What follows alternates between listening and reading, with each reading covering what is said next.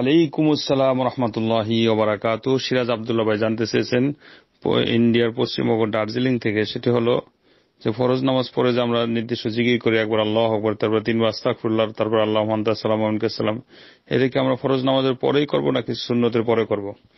দ্বিতীয় প্রশ্ন হলো যে বেতের নামাজের পরে কি এটা এই দোয়া পড়া যাবে নাকি সুবহানাল মালিকিল কুদ্দুস এটা তিনবার পড়বো? আলহামদুলিল্লাহ ওয়াসসালাতু ওয়াসসালামু আলা রাসূলিল্লাহ, মা বাদ। সম্মানিত সিরাজ আব্দুল্লাহ, আল্লাহ আপনার প্রতি রহম করুক, দয়া করুক। হাদিসের যে সমস্ত বাক্য এবং কোরআনের আয়াত দ্বারা বোঝা যাচ্ছে প্রত্যেকটি ভালো কাজ করার পরে ইস্তেগফার আছে, আস্তাগফিরুল্লাহ আস্তাগফিরুল্লাহ, প্রত্যেকটি ভালো কাজের পরে ইস্তেগফার আছে। এই দৃষ্টিকোণ থেকে আলেমগণ উল্লেখ করছেন, বড় বড় বিজ্ঞ আলেমগণ, প্রত্যেক সালাম ফিরানোর পরে ভালো কাজ করার পরেই আস্তাগফিরুল্লাহ পড়া যেতে পারে, কারণ এটার মধ্যে ত্রুটি বিচ্যুতি হয়েছে। এই জন্য সালাম ফিরানোর পরে তো একবার আল্লাহু আকবার কত দলিল পাওয়া যায়, তারপর তিনবার আস্তাগফিরুল্লাহ আস্তাগফিরুল্লাহ আস্তাগফিরুল্লাহ। এখন সুন্নতের পরে যদি এটা কেউ পড়ে ইস্তেগফার, আল্লাহু আকবার না, শুধু এখানে আল্লাহু আকবার বাদ দিয়ে আস্তাগফিরুল্লাহ আস্তাগফিরুল্লাহ তিনবার যদি পড়ে, তাহলে আলেমগণ জায়েজ করছেন। তারপর আল্লাহুম্মা আনতাস সালাম ওয়া মিনকাস সালাম তাবারাকতা ইয়া যাল জালালি ওয়াল ইকরাম, এটাও সুন্নতের পরে পড়া যেতে পারে, যেহেতু সালামের পরের দোয়া, যদি এগুলি ফরজের সাথে সম্পৃক্ত। কিন্তু এইগুলি বাদ দিয়া যেগুলি আছে, ওই যে ফরজের পরে যেগুলি খাস দোয়া আছে, লা ইলাহা ইল্লাল্লাহু ওয়াহদাহু লা শারীকা লাহু লাহুল মুলকু ওয়া লাহুল হামদু আলা কুল্লি শাইইন কাদির, আল্লাহুম্মা লা মানিয়া লিমা আ'তাইতা ওয়া লা মু'তিয়া লিমা মানা'তা লা ইয়ানফা'ু যাল জাদ্দি মিনকাল জাদ, তারপর লা হাওলা ওয়া লা কুওয়াতা ইল্লা বিল্লাহ, লা ইলাহা ইল্লাল্লাহু ওয়া লা না'বুদু ইল্লা ইয়্যা, লাহুন নি'মাতু ওয়া লাহুল ফাদলু ওয়া লাহুস সানাউল হাসান, লা ইলাহা ইল্লাল্লাহু মুখলিসিনা লাহুদ-দ্বীন ওয়া লাউ কারিহাল কাফিরুন, আল্লাহুম্মা ইন্নী আলা যিকরিকা ওয়া শুকরিকা ওয়া হুসনি ইবাদাতিক। এই যে দোয়া আছে, তারপর 33 বার সুবহানাল্লাহ, 33 বার আলহামদুলিল্লাহ, 33 বার আল্লাহু আকবার, 3 33 99 100 বার পূর্ণ করার জন্য একবার লা ইলাহা ইল্লাল্লাহ, এটা শেষ পর্যন্ত পড়বে। এইগুলি সুন্নতের পরে পড়বে না, এগুলি শুধু ফরজের জন্য খাস। তো জামহুর উলামা, অধিকাংশ আলেমদের মতে এই সমস্ত জিকির আজকারগুলো ফরজের পর পরে, যে আজকার বাদা সালাওয়াতিল মাফরুজা, অর্থাৎ ফরজ নামাজের পরে জিকিরগুলো খাস।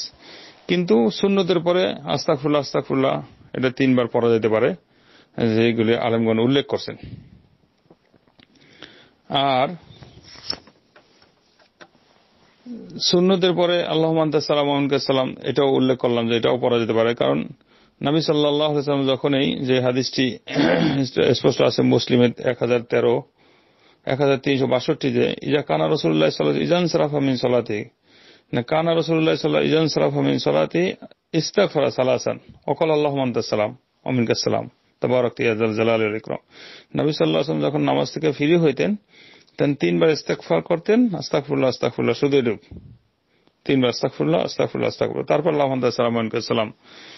এটা যদিও ফরজের সাথে জামহুর উলামাগণ খাস করছেন, তারপর কোন কোন আলেম বলছেন সুন্নতের পরেও ইস্তেগফার এটা জায়েজ আছে, আর বাকিরা নয়, বাকিরা পড়ার কথা তারা বলেন না।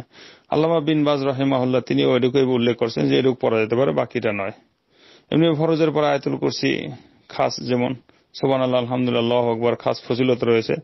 আয়াতুল কুরসির ব্যাপারে সুন্নতের পরে পড়া যেতে পারে, কিন্তু আয়াতুল কুরসি যেমন ফরজের পরে খাস হাদিস রয়েছে ইত্যাদি। আর বেতেরের পরে যেটা আপনি উল্লেখ করেছেন, বেতেরের সালাম ফিরানোর পরে, যে আল্লাহ রাসূল সাল্লাল্লাহু আলাইহি সাল্লাম বেতেরে যখনই সালাম ফিরাইতেন তখনই বলতেন যে সুবহানাল মালিকিল কুদ্দুস, আপনি দোয়াটা ভুল পড়ছেন, সুবহানাল মালিকাল কুদ্দুস না, সুবহানাল মালিকিল কুদ্দুস তিনবার। তৃতীয়বারে একটু জোরে পড়তেন। হাদিসটি আবু দাউদে আছে, মুসনাদ আহমদে আছে, তারপরে আপনার নম্বর সহ আবু দাউদে পাবেন প্রথম খণ্ডে 741, মুসান্নিফ ইবনে সাহিব পাবেন দ্বিতীয় খণ্ডের 93তে, ইমাম মুহাম্মদ বিন মুসনাদে আহমদের মধ্যে আছে। আব্দুর রহমান ইবনে আবজা রাদিয়াল্লাহু থেকে বর্ণিত, নবী সাল্লাল্লাহু আলাইহি ওয়াসাল্লাম যখন প্রথম রাকাতে সাব্বিহ ইসমা রাব্বিকাল আলা পড়তেন, দ্বিতীয় রাকাতে কুল ইয়া আল কাফিরুন পড়তেন, তৃতীয় রাকাতে কুল হুয়াল্লাহ পড়তেন। যখন নামাজ শেষ করতেন তখন বলতেন সুবহানাল মালিকিল কুদ্দুস তিনবার, এবং শেষে বলতেন যে একটু জোরে বলতেন ইয়ারফাউ বিসালিস সাউতাহু, তৃতীয়বার বলতেন সুবহানাল মালিকিল কুদ্দুস।